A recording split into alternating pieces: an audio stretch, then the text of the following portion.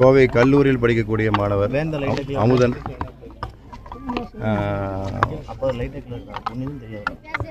மாணவர்களால் தாக்கப்பட்டு மரணமடைந்தார். அவருக்கு முதற்கட்ட நிவாரணமாக ஒரு 6 லட்சம் ரூபாய் என்று அவங்க குடும்பத்துக்கு இன்றைக்கு வழங்கப்பட்டிருக்கிறது. அதற்காக மாண்புமிகு சமூக நீதித்துறை அமைச்சரும் நானும் இன்றைக்கி மாவட்ட ஆட்சியாளர்கள் சட்டமன்ற உறுப்பினர்கள் சேர்ந்து அவங்களுக்கு உண்டான தொகை இன்றைக்கி அதுக்குண்டான ஆணையை கொடுத்துருக்குறோம். மேலும் அவர் குடும்பத்திற்கு பட்டாய வழங்குவதற்குண்டான நடவடிக்கை மேற்கொள்ளப்பட்டு வருகிறது. அது மட்டும் இல்லாமல் அவருடைய சகோதரர் அவர் பிஃபார்ம் பண்ணிகிட்ருக்காங்க. அவருக்கு உண்டான அரசு வேலைகளுக்கு உண்டான உத்தரவாதமும் எங்களுக்கு கொடுப்பதாக உத்தரவாதம் முறையில் கோவை மாவட்டத்தில் இருக்கக்கூடிய காவல்துறை அதிகாரி மூலமா மிக நேர்த்தியாகவும் அதே சமயத்தில் எந்த ஒரு இந்த குற்ற சம்பவத்தில் ஈடுபட்டவங்க யாருமே ஒருத்தர் கூட தப்பிக்கக்கூடாது என்பதற்காக இதுவரைக்கும் 12 பேர் கைது செய்யப்பட்டிருக்காங்க.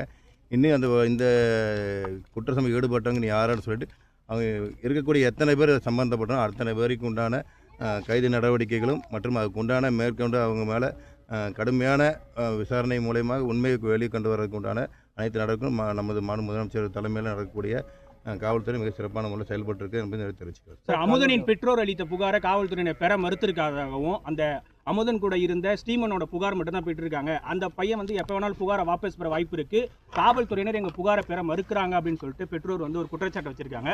இதுவரை காவல்துறை அவங்க பெற்றோர்கிட்ட ஒரு புகாரை கூட வாங்கல. சார், இப்போ உங்களுக்கு தெரியும், உங்களுக்கு தெரியாத விஷயம் ஒன்றும் கிடையாது. மாண்புமிகு தமிழக முதலமைச்சருடைய ஆட்சியில் நடக்கக்கூடிய காவல்துறையாக இருக்கட்டும் ஃப்ரீ ஹேண்ட், அதாவது யாரோட எந்த நிர்பந்தங்களும் கிடையாது, எந்த சைடில் எந்த நிர்பந்தங்களும் கிடையாது. அவங்களுக்கு உண்டான சட்டங்களுக்கு காப்பாற்ற வேண்டியது. அதே சமயத்தில் ஒரு குற்றங்களில் ஈடுபட்டவங்க மேலே நடவடிக்கை எடுக்கிறது ஃப்ரீ ஹேண்டாக தான் கொடுத்துருக்காங்க. எந்த ஒரு நிர்பந்தமும் எந்த சைட்லையும் இல்லைங்கிறது முதல்ல உங்களுக்கு உங்களுக்கு தெளிவுபடுத்தி விரும்புகிறேன்.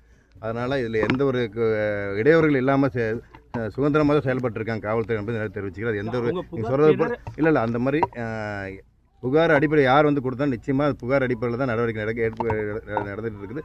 அதே போல் அதுக்கு மட்டும் இல்லாமல் விசாரணை நியாயமான முறையில் நடைபெறுதுன்னு தெரிவிச்சுக்கிறேன். அது முழு விவரங்கள் வந்தது பிறகு உங்களுக்கு ஏற்கனவே சட்டமன்றத்திலே சொல்லியிருக்கிறோம். ஸோ அதை நாங்கள் தெரிவிப்போம்னு தெரிவிச்சு. சார், அந்த தனியார் கல்லூரியில் போதைப் பொருள் அதிக அளவில் இருக்குன்றாங்க. தனியார் கல்லூரியில் போதை ஒழிப்புக்கு உண்டான நடவடிக்கைகளும் இருக்குது. அதேபோல் போதை விழிப்புணர்வு பிரச்சாரங்களும் அந்த மாணவர்களிடையே மேற்கொண்டுட்டு இருக்கிறாங்க. மாவட்ட ஆட்சியாளர்களும் சரிங்க, காவல்துறையிலேருந்து சரி, போதைப் பொருள் நடமாட்டத்தை கட்டுப்படுத்துறதுக்குண்ட அனைத்து வேலை உங்களுக்கு நான் சொல்லி தான் தெரியணும் அவசியம் கிடையாது.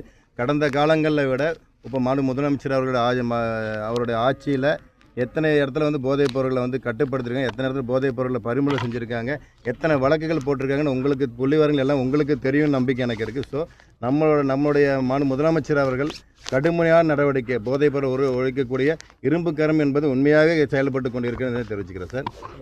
சார், இப்போ 100 நாள் நீங்கள் சொன்னது போல தான் இதுக்கு பெண்கள் பாதுகாப்பு முக்கியத்துவம் கொடுக்கக்கூடிய வகையில் முதலமைச்சர் ஆட்சி பொறுப்பேற்றோடனே பெண்களுக்கு உண்டான பாதுகாப்புக்கு சிறப்பு படை ஒன்று அமைச்சிருக்காரு. அதே போல் போதை தடுப்பு, இது 2 தான் முதல்ல உங்களுக்கு தெரியும். ஃபஸ்ட்டு வந்தோடனே சார் ஆரம்பித்த ரெண்டு ஸோ இது 2மே ஒழிச்சாவே கிட்டத்தட்ட குற்றச்சம்பவங்கள் வெகுவாக குறையக்கூடிய வாய்ப்புகள் இருக்கிறது நம்பிக்கை இருக்குது. குற்றச்சம்பவங்கள் நிச்சயமாக முழுமையாக ஒழிக்கப்பட வேண்டும். மாணவர்கள் மட்டுமில்லை அனைத்து தரப்பு மக்களும் நிம்மதியாக வாழ வேண்டும் என்பதே நமது அரசின் நோக்கமாக இருக்கிறது. அதற்குண்டான செயல்பாடுகள் செயல்படுத்திட்டு இருக்கோம்.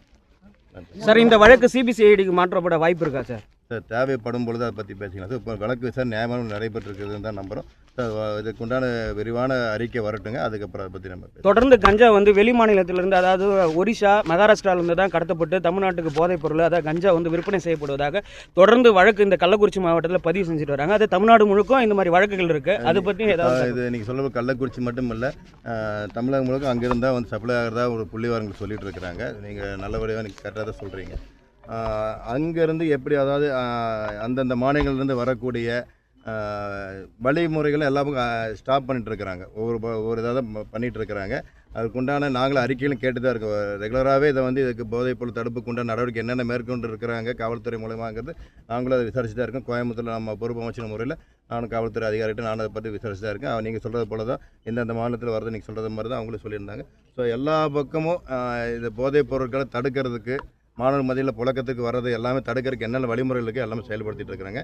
நிச்சயமாக படிப்படியாக முற்றிலுமாக குறைக்கிறதுக்கு உண்டான முயற்சிகளும் நமது அரசு முழு கவனத்தோடு செயல்படுத்திட்டு இருக்கோம் சார். முதல்வர் குறித்தும் முதல்வர் தாய் குறித்தும் பாஜக மாநில தலைவர் நயனா நாகேந்திரன் விமர்சனம் பண்ணியிருக்காரு. சர்ச்சைக்குரிய வகையில் பேசியிருக்காரு. வந்து பாஜகவினுடைய மாநில தலைவராக இருக்கக்கூடியவர், ஒரு உயர்ந்த பொறுப்பேற்கக்கூடியவர், மதிக்கக்கூடிய பொறுப்பேற்கக்கூடியவர். கடந்த முறை அதே போல தான் ஒரு நடிகை குறித்து பேசி தமிழ்நாடு முழுக்க கண்டனம் செய்திருந்தார். இப்பொழுது அவர் வந்து சட்டமன்றத்தில் பேசியதை வைத்துக்கொண்டு மாண்புமிகு முதல்வர் அவர்கள் குறித்தும் குடும்பம் குறித்தும் அவர் பேசியிருப்பது ஒரு அநாகரிகமானது, அருவருக்கத்தக்கது. அது மட்டுமல்ல, பெரும்பாலும் வந்து சனாதனவாதிகள் வந்து பெண்களை என்ன மாதிரியான முறையில் நடத்துவார்கள் என்பதற்கு ஒற்றை உதாரணம் வந்து மரியாதைக்குரிய நயனா நாகேந்திரனுடைய பேச்சு.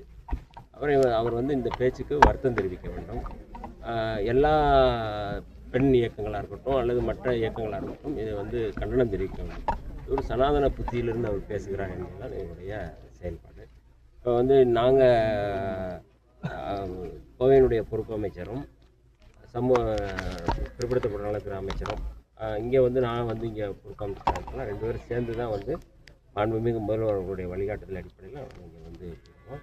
மாவட்ட ஆட்சியர் அதற்கான ஏற்பாடுகளை வந்து செஞ்சுருக்காங்க.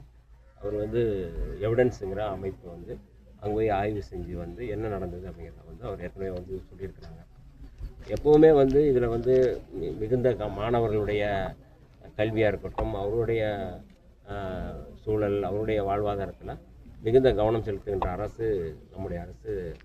அந்த அடிப்படையில் இன்றைக்கு வந்து தாழ்த்தப்பட்டோர் வன்கொடுமை தடுப்பு சட்டத்தின் அடிப்படையில் முதல்ல வந்து எஃப்ஐஆர் போட்டவுடனே ஒரு 6 லட்ச ரூபா, பின்னாடி சார்ஜெட் போட்டவுடனே 6 லட்ச ரூபா கொடுப்போம். அதனால தான் மாவட்ட ஆட்சியர் மரியாதைக்குரிய மாவட்ட ஆட்சியர் வந்து முதல்ல எஃப்ஐஆர் போட்ட உடனே இந்த 6 லட்ச ரூபா கொடுத்துருக்காங்க. அந்த குடும்பத்தில் யாருக்காவது ஒரு வேலை, இப்போ படிச்சிருக்கிற அந்த தம்பி, அந்த தம்பிக்கு ஒரு வேலை வாய்ப்பு உறுதிப்படுத்துறது.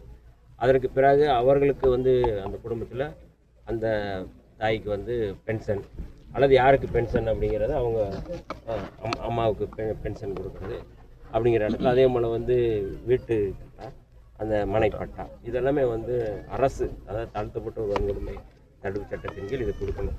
துரிதமாக இன்றைக்கி வந்து அதை வந்து அரசு வந்து செய்யணும். மாண்புமிகு முதல்வர்களுடைய வழிகாட்டுதல் அடிப்படையில் அதை செஞ்சுருக்கோம். நாங்கள் எல்லோரும் வந்து தம்பி அமுதன் அவருடைய படத்துக்கு அஞ்சலி செலுத்திட்டு நாங்கள் எப்போதும் உறுதுணையாக இருப்போம், அவருடைய வழக்குக்கு உறுதுணையாக இருப்போம், கட்டாயம் வந்து அத்தனை பேரும் தண்டிக்கப்படக்கூடிய வகையில் உறுதுணையாக இருப்போம்னு சொல்லிட்டு வந்திருக்கோம். அந்த வகையில் யாரும் மாணவர்கள் யாரும் பீதி அடைய வேண்டிய அவசியம் இல்லை, பதற்றமடைய வேண்டிய அவசியம் இல்லை. மாணவர்களுடைய பாதுகாப்பு தான் இந்த அரசுடைய நோக்கம் என்பதை நாங்கள் வந்து